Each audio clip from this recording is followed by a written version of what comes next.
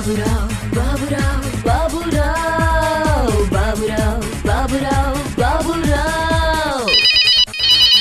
Hello hello. हा ऐश्वर्या का? हा कोण? हा मी सुकेशिनी पुटकुळी बोलतीये. कुठून? आपलं एक पिझ्झा ऑफ द इयर नावाचं एक अवॉर्ड आहे, त्यासाठी आपल्या नंबरचं सिलेक्शन झालेलं आहे. साधारण 7 नंबर्स आम्ही सिलेक्ट केलेले आहेत बेस्ट कस्टमरचे. ओके. हा तर तुम्ही आहात का इंटरेस्टेड? म्हणजे मी पुटकुळी बोलतीये, सुकेशिनी पुटकुळी, कोऑर्डिनेटर आहे मी या सगळ्याची. आपल्याला पिझ्झा आवडतो ना, म्हणजे थँक्यू. तर काय तुम्ही काय सांगाल जंक फूड बद्दल? म्हणजे युथचं एक प्रतिनिधी म्हणून तुम्ही काय सांगू शकाल? सध्या माझ्या एक्झाम चालू आहेत, तुम्ही नंतर कॉल कराल का? All the best. पण काय आहे, आपल्याला हा रिपोर्ट भरून पाठवावा लागतो ना आम्हाला. कारण आता एक्झाम बाहेर चाललंय. अच्छा, कुठली एक्झाम देताय आपण सध्या? इंजिनिअरिंगची. ओके, मग साधारणपणे अभ्यासाचा जो वेळ असतो तुमचा, तो किती वेळ तुम्ही देता अभ्यासाला? हॅलो. एक्झाम चालल्या दिवशी. ओ सो सॅड.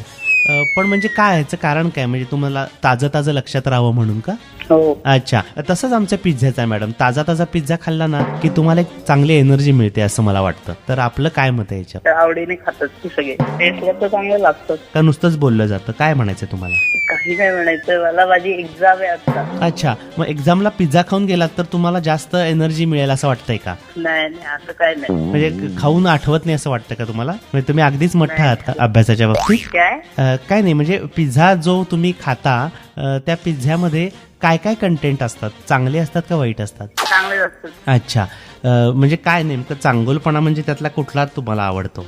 काय बोलताय तुम्ही? मराठी. मग मला एक सांगा की तुम्ही जो काही आतापर्यंत पिझ्झा खाल्लेला आहे तो साधारणपणे किती खाल्लेला आहे सांगू शकाल? नाही, काय आठवत नाही. अच्छा, आठवतच नाही तुम्हाला. अगदीच मठ्ठ आहे का तुम्ही? बाबूराव बाबूराव बाबूराव.